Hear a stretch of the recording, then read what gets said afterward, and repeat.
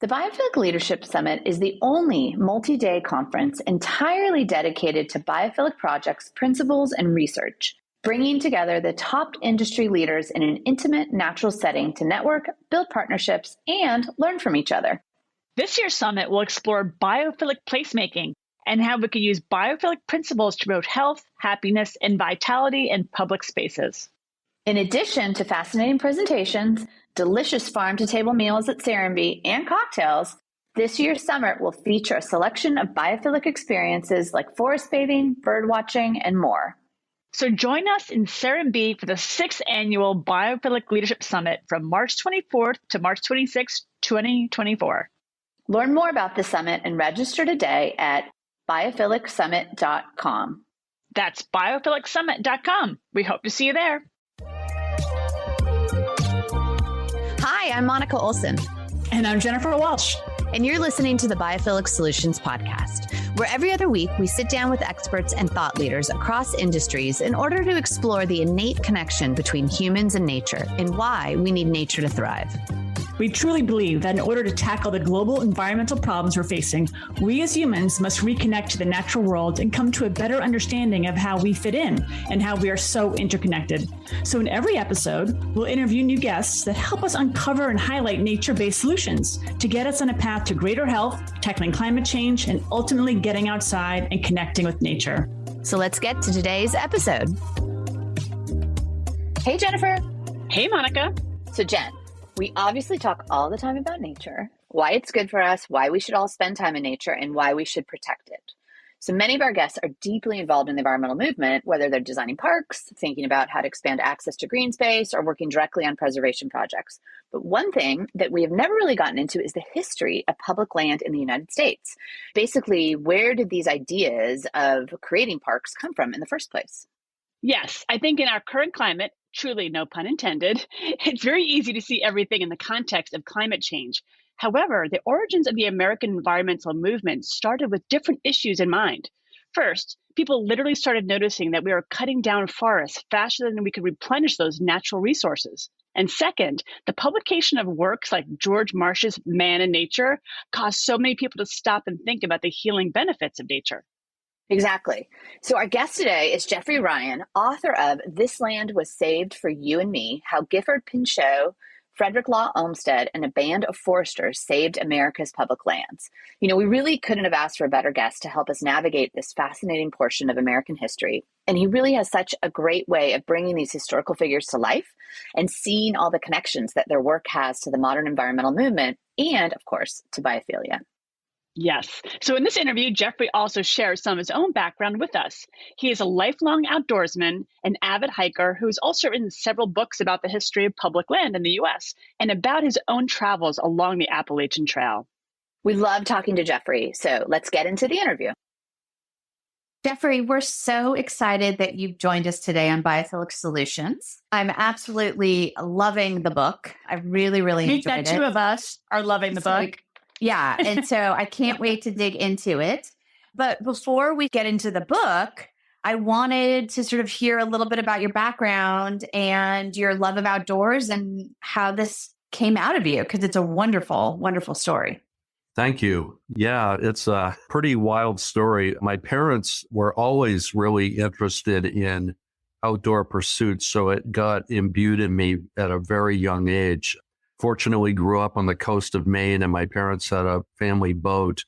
We would go out to the islands, and that was really my first love affair with nature, was the ocean, the birds, the islands, many of which were uninhabited. And I was basically set loose to go and explore while the parents were making cocktails and picnic making. So I was just telling a friend this morning, one of my favorite adventures as a 11-year-old was discovering these old cottages on an island that had been built in the 40s and were falling into disrepair. And for me to go into the buildings, which unfortunately had been somewhat vandalized, but because of that, I saw the underpinnings of how the houses were built and got an early appreciation for that architecture. So the inquisitiveness was always there. It was, how are things built? How are nature systems?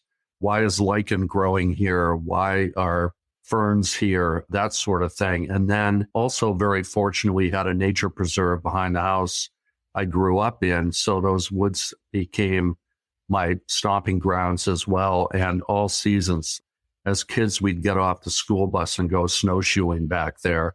And as has been spoken about in other books, we seem to have lost that connection in a lot of ways, having the ability to introduce our kids to those experiences, but they were very nurturing for me. So everything just snowballed from there. I didn't stop. And how did you know that you wanted to become a writer? Because I know that you hiked the Pacific Crest Trail and then also the Appalachian Trail over a period of years. And that kind of led to I think it was your first book, right? Appalachian Odyssey. The nature love came first, but when did you decide you wanted to write about it? The nature and the writing were concurrent loves with me, and I love telling stories and writing them from a really young age. My mother saved the first book I ever wrote. It was a short story called The True Story of Dogs in the Army, which a 5-year-old kid would come up with. But anyway, always loved both. And I've been asked this before, what do I enjoy more? I'm spending time in nature or writing about it, and I can't really choose. So I always sort of knew that the two were passions of mine. I didn't really realize how they would become intertwined. And ultimately, they became intertwined when I went to work after college at a company called LL Bean. Had already told my mother at age 16 that when I, quote unquote, finished growing up, I was going to write the LL Bean catalog. And that's what you did. What I ended up doing. Oh my gosh. That's so amazing. For 13 years, That's I was writing about outdoor products and naming products and coming up with new ways to describe them. And so the writing and nature exploits just continued to keep intertwining. And that's ultimately how I got to where I am now. I love that. I love that. My husband's first job out of college was writing the West Marine catalog if you're a boater. So I get it. Yeah. And he was a big, I guess he's a big sailor. But it's an incredible skill, and it teaches you how to be concise because you only have so many square inches to make your case in. So it improves your writing. I love that the underpinning's always been nature, but you're always kind of discovering, your heartstrings, I guess, really told you where to go and pulled you in the right direction to continue to write, which I think is so beautiful. Oh, I love Outdoors that. on the paths. Yeah, that's really interesting. A lot of your work is around preservation and conservation. Can you describe to the listeners what the two are and the differences? Yes, absolutely.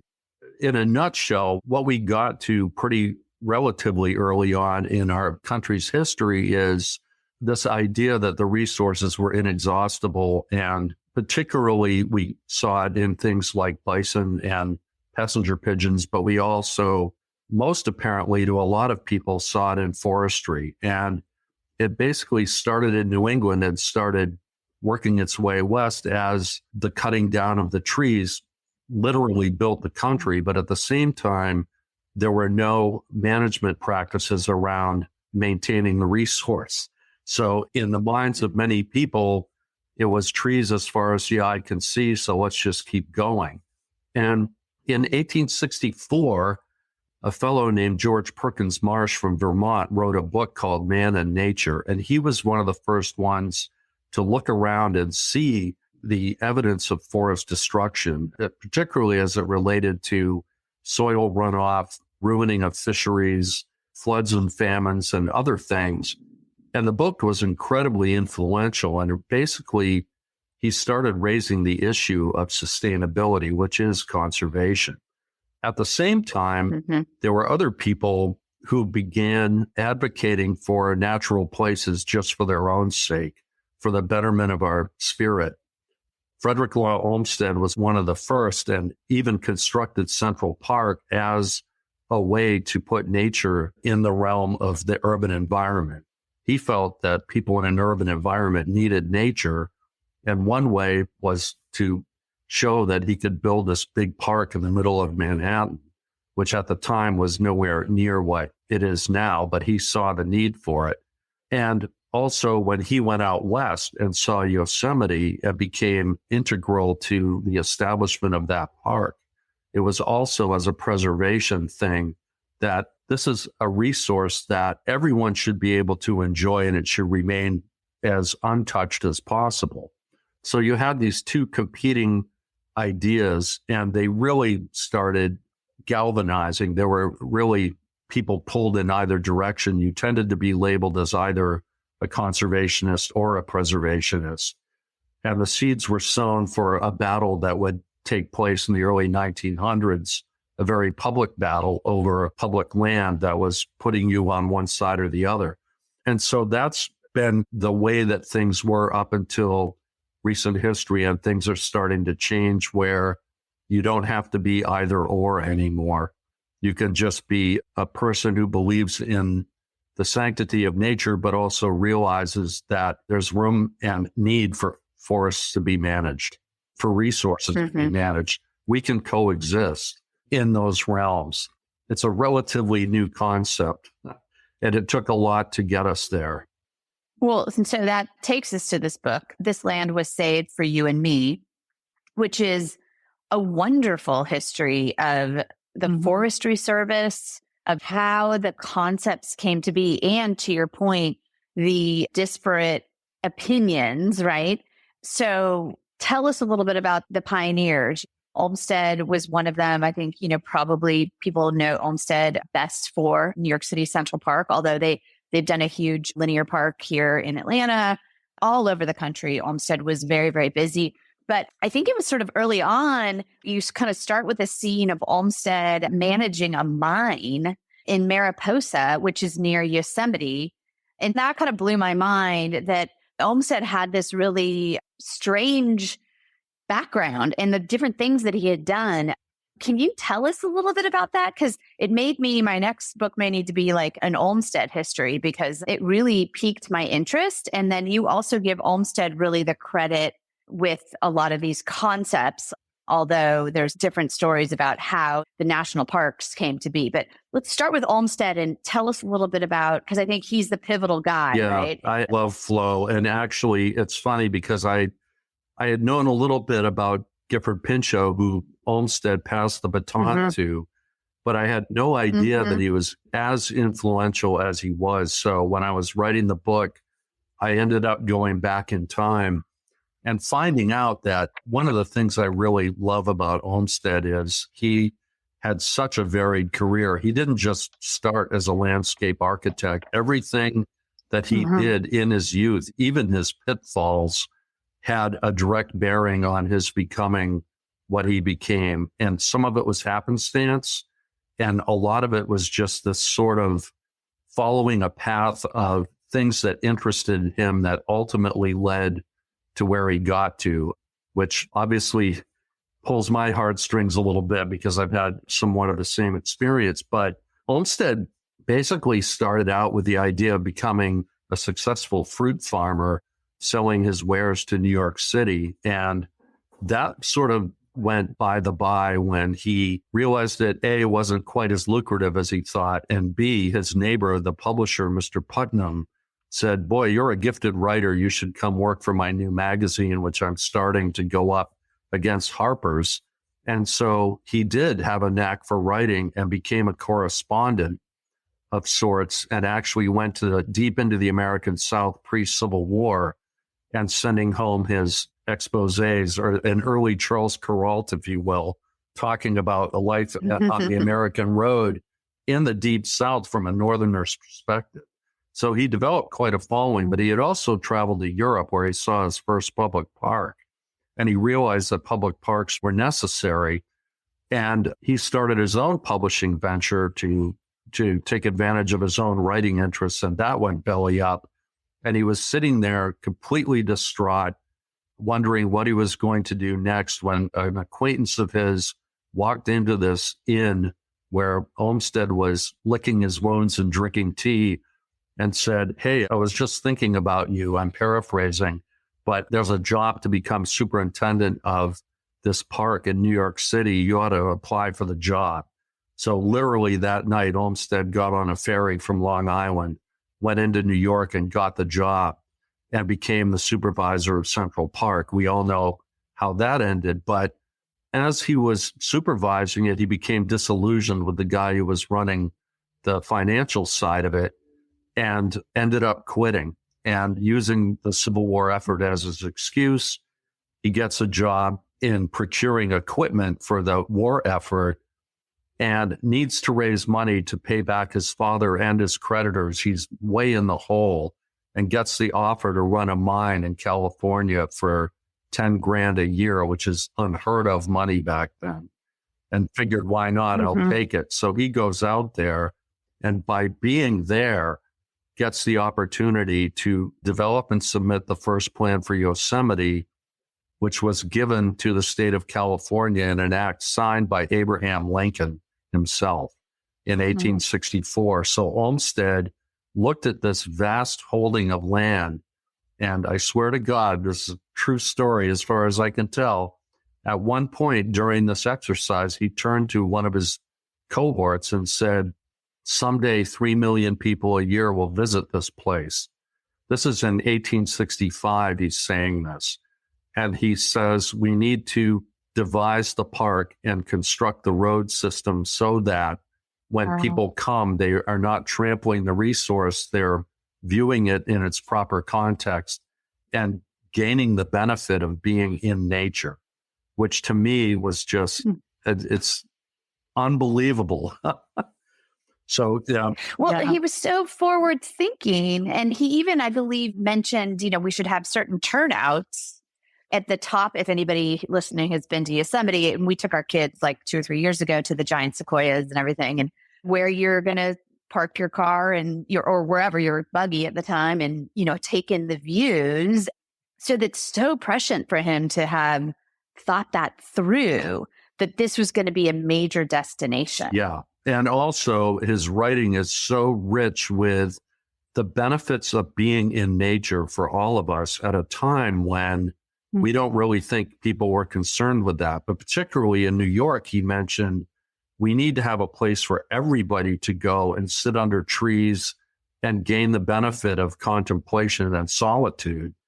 And you're thinking, my God, this guy was literally hundreds of years ahead of himself. And in the context of Central Park, he was not only understanding of where the future was leading, but he was also very cognizant of what he was planting there, so that he was looking 20, 30 years down the road and saying, these trees will be mature, and we need to have these ones growing here and these ones growing over there.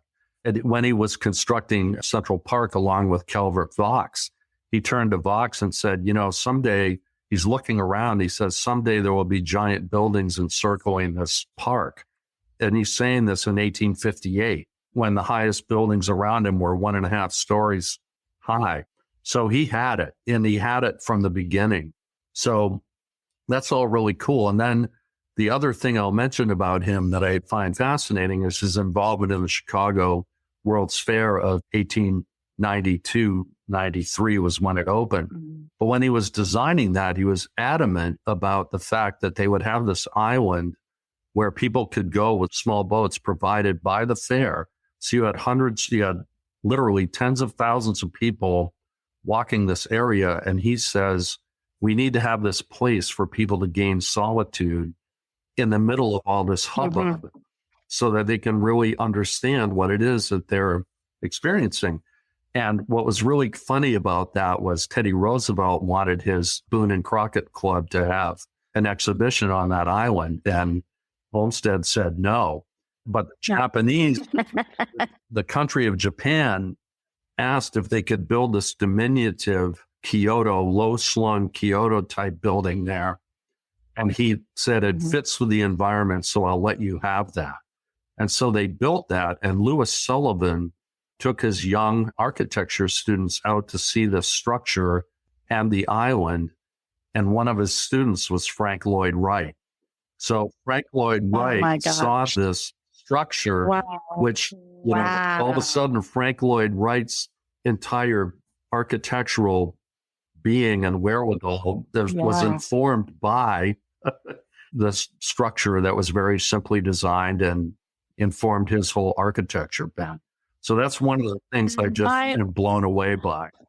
I love it because, Jeff, I mean, my face is lighting up when you were talking about Olmsted, because Olmsted and Box, I'm such huge fans of. So opening your book and seeing the first few pages were all about Olmsted, my heart kind of skipped a beat because what you were saying. So I live right next to Central Park and I lead wellness walks. But what I say to people is exactly what you just said was, when they were designing Central Park, it was nothing. And they were designing for the future. And now we are the recipients of their vision. We get to live in this like beautiful, majestic place, or walk in this majestic place that they only had like this morsel of an idea of what it could become for our health and well-being. And now we get to be in that. And it's really so profound when you step back and say, oh my gosh, you're right. Like, look at the beauty and the majesty of what Central Park has become, and Yosemite and everywhere else. But these were just ideas, these kernels of ideas in the 1800s. Is really a profound. That he got all sorts of people to sign on with. I mean, that's the other piece, the protecting Niagara Falls area.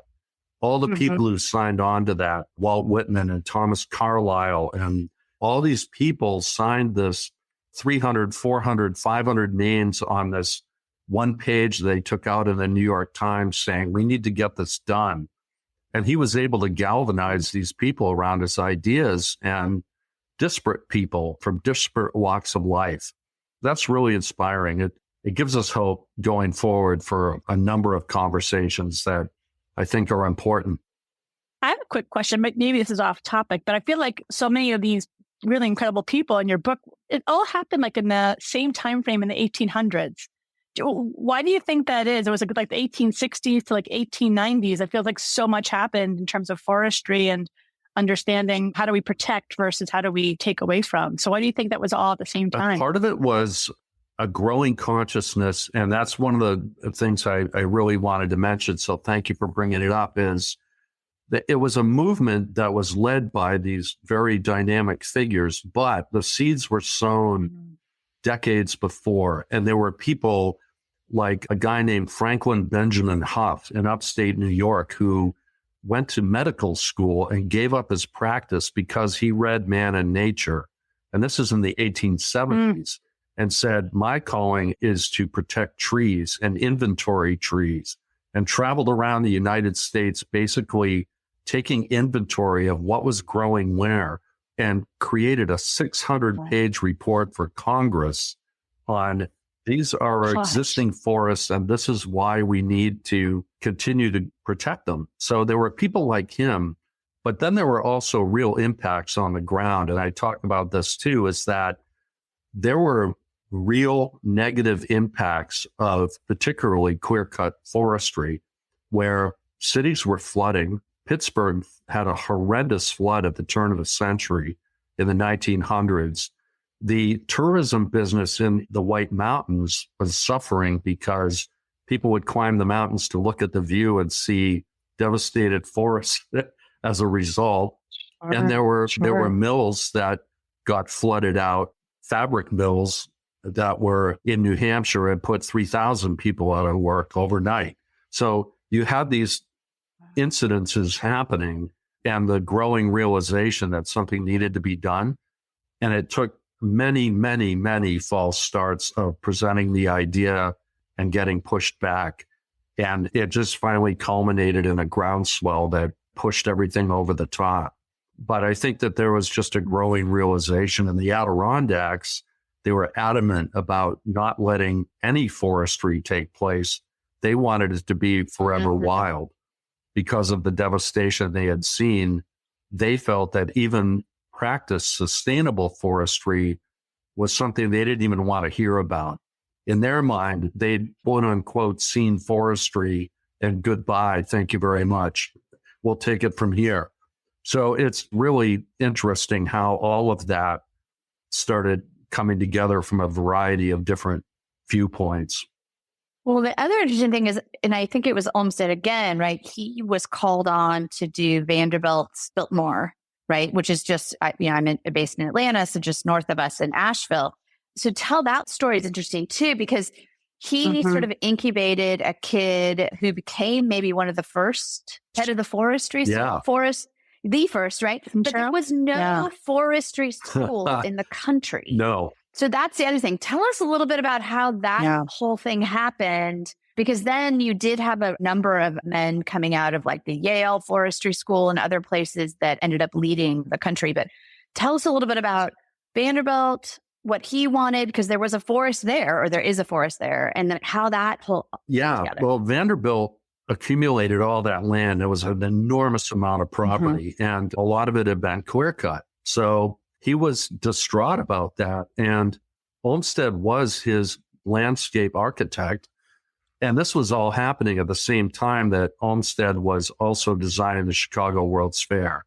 So to say he was burning the candle at both ends is nuts. I mean, he was also supervising other projects at the same time. So he looked around and said, this forest really needs to be managed. And he had also become, before that, was the landscape architect for a guy named James Pinchot, who was a multimillionaire in Pennsylvania, whose family had made their money through clear cutting forests and decided that he didn't like what their legacy had been. So decided to become an importer of French wallpaper instead, and made $7 million and built a mansion and had Olmsted come do the forestry stuff.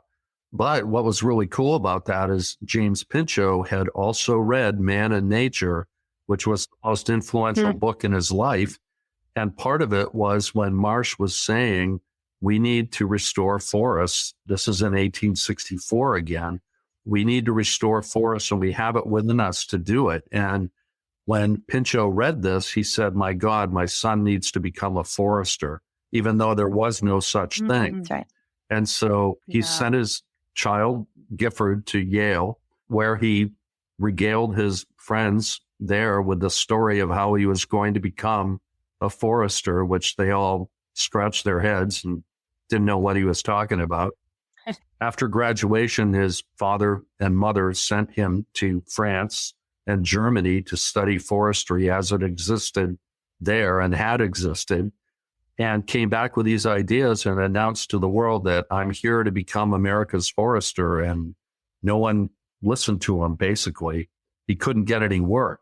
And so he was really trying to make a name for himself when Olmsted got the Asheville job at the Biltmore and said to Vanderbilt, hey, I have just the guy to do the forest management part because I can't do all this myself.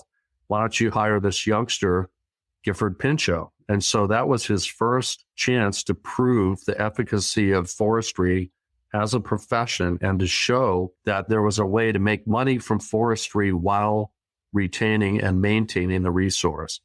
So that's how all that started. The baton pass. I love and it was so interesting because many of us have been to Biltmore Estate. You just think how the grounds are just so beautiful and the forests around it are just so stunning. And I didn't know the story about Olmsted until your book, Olmsted, and then of course Pinchot. And I didn't know like Pinchot is a father of modern forestry. It started right there at the Biltmore Estate. It's really mind-blowing. It really is. And then, the third leg of the stool, the third part of the book is how most of these young foresters that were hired by Pinchot actually had also gone to Yale, which was becoming a forestry by that time, but other schools as well. And it's interesting that those foresters, the first generation of foresters, many of them who saw forestry in practice felt that, okay, we have national parks, we have a preservation part of it, but those are still being hyper visited by people, and they were becoming more and more popular. So they were natural places, but not as natural as some of them would like. And so they said, we have these managed lands, which are multiple use now. The forests are for recreation, they're for forestry. The other public lands are for grazing and mining. And everyone has a place in this tableau except for wilderness. And so it's really interesting that of the 7 or 8 founders of the Wilderness Society, 5 of them came from this first generation of forestry who said, okay, now we need places that are just what Howard Zahn are called untrammeled by man, places designed to visit, but to leave largely alone. And now we're seeing the value of having those as well. So I'm really fascinated by how all of those things came into being and the distinct role that each one of them play going forward. I feel that there's a place and need for all of those pieces of the puzzle. Well, your earlier book, the Blazing Ahead book, was about, I think I'm saying this right, Benton MacKaye and Myron Avery, right? And how their rivalry built the Appalachian Trail. And so that was another thing. So just starting out, MacKaye, I think, ended up going to the Harvard Forestry School, but did he work for Gifford? He did. Is that how he kind of came into the world? What's cool about Benton, and I use Benton in this land as well as sort of a glue, because he was the one guy, the one constant through this whole thing. So what was really cool about MacKaye to me, again, he was one of these Olmsted type characters who had all these varied influences in his life. And unlike Olmsted articulated them particularly well. And Benton was not a great articulator. He was a genius, but he wasn't a great communicator, and would often complain to his friends that were great writers that I've got these great ideas, but I can't say them as well as you can. Why don't you write them for me? And they said, no, we're busy enough. But MacKaye was actually an interesting path because he was very familiar with the White Mountains in particular, the Green Mountains as well. So northern New England hiking as a youngster. But he was always trying to figure out what he was going to do with his life. And finally, somebody mentioned to him, you ought to go to forestry school. It's the perfect thing for you. It's outdoors. It's thinking. It's being alone to come up with ideas. It's articulating the ideas through reports, et cetera, et cetera. And so he thought, gee, I think I'll apply to the Yale Forestry School. And so he did. And he got a letter back from Henry Graves, the head of the school. And he said, you know, Harvard just started one. Isn't that your alma mater? Why don't you try that? So he actually applied and got to be the first graduate of the Harvard Forest School. But he was on his way on a train to go to work for Gifford Pinchot in Washington when he was sent a telegram to turn around and go back. They had a new job for him, and that was to articulate the need for and write the report that would actually culminate in the creation of the White Mountain National Forest in New Hampshire. So it was the perfect job for him. And then he worked for the Forest Service for many years, for 12 or 15 years. And he became disillusioned for two reasons. One was he wasn't quite sure that he was fitting into the bureaucracy, which he was 100% correct on. And he wanted to cut his teeth as a writer himself, and that didn't work out so well. But in the wake of the loss of his wife in 1921, he was devastated, and a friend invited him to come to his northern New Jersey gentleman farm and recoup a little bit. And a constant theme in MacKaye's life was finding equilibrium in nature. And so he found it again. In the wake of his wife's death, he found himself walking around these fields and came up with an idea for an interstate hiking trail that would go all the way at the time from Mount Mitchell to Mount Washington. Later on, it was extended at either end, but pitched the idea for the Appalachian Trail in 1921, and it took off and became a thing. And then later on, he saw the ingress of the automobile onto both the Appalachian Trail and just in general, the explosive impact of automobiles, particularly as it related to not just the Appalachian Trail, but national parks and other areas, frightened him. And he and some others decided that that was the impetus for them to start the Wilderness Society, which really started advocating for these areas that would not be accessed by automobiles and could be saved as intact ecosystems for the benefit of everybody. It's a cool baton pass through all of these characters that told a linear story. Yeah. And to think about the imprint that the automobile was, I think the one thing, and I think of the Blue Ridge Mountains here and the Blue Ridge Scenic Highway, right? That they're like, well, you need a beautiful view for the cars when they drive through, which as somebody who's driven through them, I'm like, oh, it's gorgeous. But these people who there was no road is like, why would we have them on? And I forget the terminology, like basically on the high side. Why not put them on the low side? You can still get them up there, but you're not encroaching on all the beauty of nature and like actually running along the Appalachian Trail. Right. And so the fight between these two sides was really interesting. And Mackay was not getting anywhere with that argument. He actually had to step down from the Appalachian Mountain Club, or the Appalachian Trail Conservancy, as the mothership was called. He was ousted over that issue because he was pushing hard for the organization to pass an internal ordinance about we need to come out against skyline drives. Wow. And Avery's thing was, that's it. We need to have a contiguous trail, whether it's coexisting with a road or not. And let's just get the Park Service to just move the trail over a few feet. And Mackay was apoplectic because he said, the whole reason I started this whole thing was to get away from the man-made world and gain perspective and a recreational and an interpersonal perspective. And here we are literally building 33 miles of road over the top of the Appalachian Trail. What are we doing? And so he started advocating. He wrote a very wonderful piece called Flank Line versus Skyline, where he was talking about exactly what you were talking about, is why can't we have the automobile down in the valleys more and occasionally come up to the viewpoints, but why do we need to go over the tops? And this is at a time when 11 other skyline drives were being proposed in the country, including one over the length of the White Mountains in New Hampshire and the Green Mountains in Vermont, and the Massanutten Range, which was the next range over to the west of the Shenandoahs.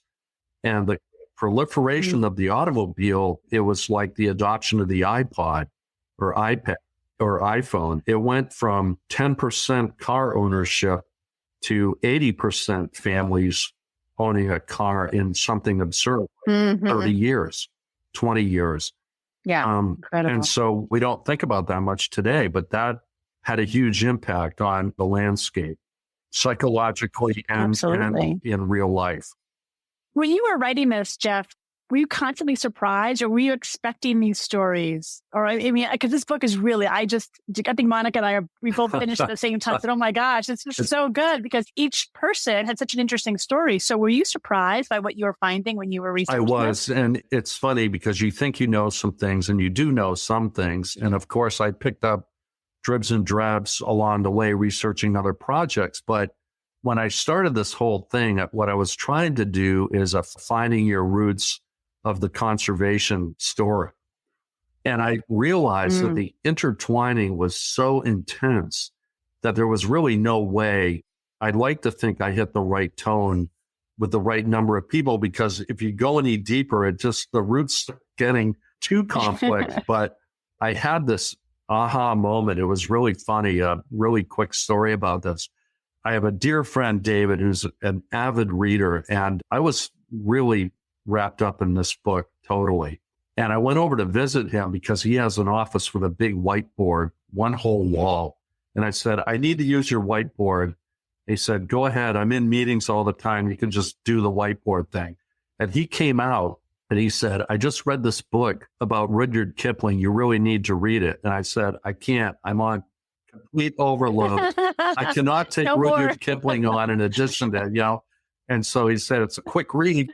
It's a really quick read. And I'm like, damn it. So I went home and I read it. It's called If. And it's a story about when Kipling was living in Bennington, Vermont. Who knew? And he was writing the jungle. Right. And so I'm reading this, and all of a sudden this random sentence is in there, at least from my perspective. And it says, while they were having their house built, they were staying in a cottage down the street. And the cottage had just, before the Kiplings got there, it had just been rented by a playwright named Steele Mackay and his family. And I went, oh my gosh. Benton Mackay was in the cottage down the street with his father, who was writing a play when Rudyard Kipling, it was like, you got to be kidding me. So all this stuff just started creeping in from time to time when I was writing it. all I could think of was that whoever edited that book, as an editor, I probably would have said, no one knows who Steele Mackay is. Take the sentence out. But for some reason, it was left in there. And I think that reason was I was supposed to read that book and find out that the Steele Mackay thing was like, oh my God, that's just insane. And so I read it. It was funny. But yeah, there was stuff like that. So yeah, I was surprised. And one of the things I wanted to touch on is the National Park Service, because that is also an interesting story. And I was drawn to the grassroots effort that they put in to photographing the parks. Like before, in order to basically encourage the government to create a National Park Service, they realized we actually need to get the customers, the citizens of America on board with this. Right. And so tell us, tell us how they did that. Well, that's funny because it was really interesting because it was so funny to look back on history and think there are these times when people think, if we create this thing, what if no one comes? And in retrospect, you have to laugh because it's absurd. Of course, people came, and the same thing happened with the Appalachian Trail. It was, gee, we got this whole thing built. Now, what if no one comes? And now we have millions of people walking a mile on the Appalachian Trail every year. So I think the same thing was happening with the parks. And Stephen Mather was worried that, he was a little bit worried about taking control of the service because he didn't know if the funding was going to be forthcoming year to year. And so predominantly at the beginning, it was railroads that they were using to get people there. But with the advent of the automobile, he and Robert Sterling Yard, who he hired to be his publicist, who was an old friend from newspaper days, he hired him to, let's do a marketing campaign to get people to go to the parks. And so they started doing books, photo coffee table books, if you will. And at first they were soliciting photos from anyone who had been there just to get these beautiful vista shots. But that's what they were doing. And then they got travel agencies involved. They were basically on Mather's dime getting these things printed once Yard pulled them together. Wow. And then did a massive mailing campaign. At the same time, Grosvenor, who was the head of the National Geographic Society, had agreed that once the Park Service was established, that within the first year, they'd do an issue on national parks. And between the two things, it just absolutely took off like wildfire. And then they had to build the infrastructure to handle the people when they got there. So now they have the opposite problem. Sure. Now we need hotels and souvenir stands, and we need rangers to do interpretive events, and the singing ranger with the bouncing ball and all that stuff. And all that came after the fact once the horse got out of the barn. But it was really interesting that they were brilliant about getting the parks front and center in publications, all sorts of publications, and had outreach to garden clubs and you name it. Sure. What struck me, because, so much of this is, they were talking about biophilia before biophilia was even a term, right? They understood that innate connection. They just didn't have this sort of more common psychological term for it. But the other thing that I thought was great is that when Mather took the group, because one of the things was he took a group up to one of those ridge lines, and he kind of quotes about how amazing this vision was. But he says afterwards, the trio sat overlooking the incomparable vista. The discussion took on a wider perspective, one that embraced more than the acquisition and protection of the land surrounding them, to encompass a vision for the future, one that for the first time was built on the assumption that a National Parks Bureau would come into being. And then one of the gentlemen on it says, it was so memorable because it was a glorious afternoon. And we sat there, and when we returned to Washington, discussed it, we had this moment in nature. And I wrote in the notes, like, were they affected by the awe of the moment? And did that make them even more collaborative and hopeful and purposeful when they went back to sell them? It absolutely and, that did. was just. And once you feel that awe, as Olmsted himself said, once you feel that awe, you want to return to get to it again and again. It's a wonderful, gives me goosebumps when you say that. It's just a wonderful perspective, and he's absolutely spot on. When we return and experience that awe again, it fills us with a sense of possibilities, a sense of perspective. It's like anytime I get back on the trail again, it's like, I'm home. And that, I look forward to it. I'm almost 60 years into it, right? But I'm still like, every time I get out of the car and put the pack on and take those first few steps, it's like, man, why did I put this off? It doesn't even have to be the huge vista. It's just being in the trees and in the moss and breathing the air. And it could be Central Park. And that's, I guess, part of my great message is it's there within reach. We don't have to go all the way across the country, although it's nice. Yes. Many of us live within reach of a green space. And I highly advocate taking our shoes off and putting our feet in the grass. Yeah, absolutely. Well, I love that your book made me feel inspired enough to think, yes, all these people were doing this almost like 200 years ago or whatever. But I felt inspired that there's so much more opportunity ahead of us. And there's so much actually white space or green space, if you will, of possibilities of what we all as human citizens, especially in the US, can create together to make, like we were talking about, Monica, I was talking about hope and possibility. Like there's so much we can do together as a collective in this biophilic nature underpinning of how do we help one another. It's really it powerful. Is. And it was interesting when I first finished the book, I finished it with the passage of the Wilderness Act. And I had a back and forth with my publisher on another part of the book. And I said, I'd like to rewrite that part of it. Can I have another week before I need to get it back to you? And she said, yes. And I actually used that week to rewrite the last chapter because I didn't want the book to end 100 years ago. I wanted it to end now.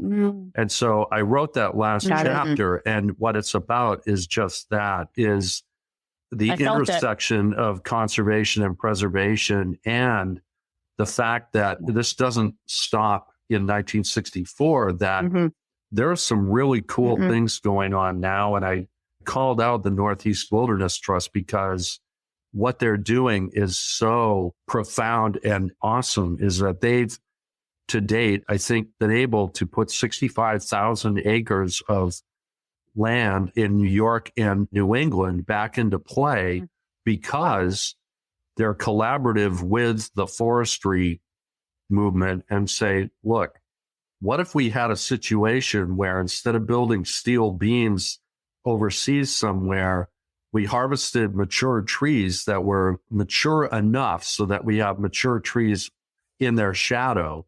So we're taking advantage of the carbon sink, but we're taking mature trees before they're about to go bad, and we're turning them into beams. And we're using those for architecture.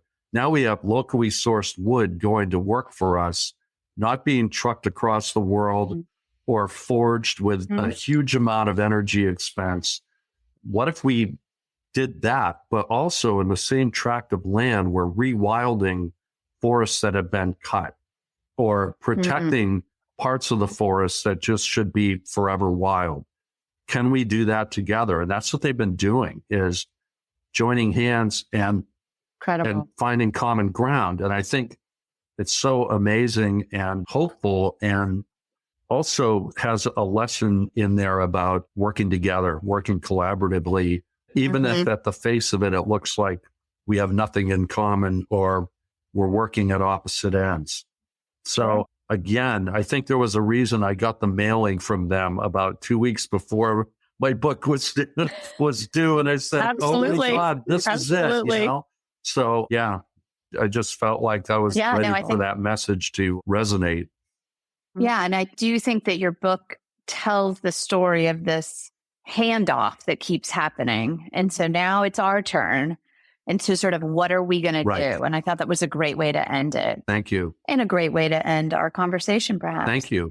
We do want to know, like, what are you working on now? How can we support you? Definitely, we want everybody to go buy the book. We'll put that in the show notes. This land was saved for you and me. But what's next for you, Jeffrey? Oh, gosh. I've started in the tradition of Appalachian Odyssey, which took me 28 years to hike the Appalachian Trail with my friend. I've started a new adventure, and I'm not ready to give a peek under the kimono yet, but there is something underway. And I'm also... We'll keep an eye out. Please do. And I'm also working on a new book about a guy from Monson, Maine, rural Maine, who was a 22-year-old boy in 1934, went to the Himalayas to climb a mountain that he thought was higher. He was led to believe was higher than Everest, and ascended it. And even when he found out it was shorter, he figured, I'm here, I might as well do it anyway. So it's a really fascinating story. Everything that they were going up against in 1934 in China. Wow. To go 1,000 miles up the Yangtze River to begin with, just to get to the base of it, is just astounding for a 22-year-old kid who on a flyer said, what the heck? I'm going to the Himalayas. See you later. See you in a couple of years. Incredible. I'm jumping on a steamship. Yeah, right. Exactly. So to this day, he's one of 17 people who have successfully climbed that peak. And it's just astounding. It's 100 years later, and it's crazy. 90 years later. Yeah. So sounds so amazing. Interesting. I can't wait to read that. He also became the president of the University of Alaska, which is also one of those. Oh, wow. So, okay. That's okay. There's a lot to this. I cannot wait to read. Yeah. Great. Sure. We really enjoyed your time, and we loved your book, and we'll put all the information in our show notes. Our listeners can definitely buy your book, and it's such a quick read too, but it's so fast. I've got so many highlighted pieces in it. So I can't wait to refer back to them many times over. Thank you so much. So right off the bat, I'm fascinated by the idea that conservation and preservation used to be these kinds of opposing views that have come together more and more in recent years. Yeah, I'm so completely with you on that. So interesting. Yeah. So on one side, you have the conservationists who are concerned about resource management and sustaining a supply of timber. So we're not just using more than we're putting back into the land. And that really makes sense to me. The other hand, you have a true preservationist who are advocating for pristine, wild, untouched nature for a more idealistic goal of reconnecting to the earth, which I also love. Yes, and both approaches had their own merits, and personally, I'd like to say that I'm on board with both. Although you know my perspective on the word sustainable, I really think we need to think of resource management in regenerative terms. Yeah, I totally agree with you. Regenerative forestry is also a thing if anybody wants to look it up, and maybe we'll bring somebody on to talk about kind of what the modern conversation is around that. It's a great idea. I was also fascinated by the story that Jeffrey told us about Frederick Law Olmsted and Frank Lloyd Wright. I mean, these are two iconic figures for people who are interested in biophilia and biophilic design. So it was really interesting to know that Olmsted's work on the Chicago World Fair and such a profound influence on Wright. I had no idea. Yeah, I know. What a wild connection. I love learning about these people during the same period in history. So my final big takeaway, of course, is this lovely conversation we had with Jeffrey about awe. You know, I thought he brought up so many important components of awe. Awe is so fascinating because it's an emotion we're really at the forefront of understanding. But I think you're so right to say that awe must have played a role in the foundation of our national park system. I think it definitely did, you know, and I love what Jeff said about how once you feel a true sense of awe, it's something you'll continue to seek out because that sense of wonder fills you with perspective and possibilities. Oh my gosh, absolutely. I also loved his point about finding awe in the smaller moments. And when you're alone in the woods or when you pick up a mossy smell or hear the ocean, you don't have to go all the way to Yellowstone to feel awe. No, or you just go on one of your walks to feel awe. Exactly. If anyone is interested in the history as much as we are, we definitely really recommend going to the show notes, get a copy of This Land Was Safe for You and Me. Jennifer and I both highly recommend it, you know, and obviously get outside. Absolutely. Okay, Monica, talk to you later. Bye, Jen. Thanks so much for listening. And if you're enjoying the podcast, we would love for you to follow us on your favorite podcast app, give us a 5-star rating, and please leave us a review. It really goes such a long way towards helping us reach a wider audience and sharing these amazing interviews and solutions with the world. Absolutely. So thanks so much for following and reviewing the podcast, and we'll be back with another amazing interview in 2 weeks. You're now a part of the Biophilic movement.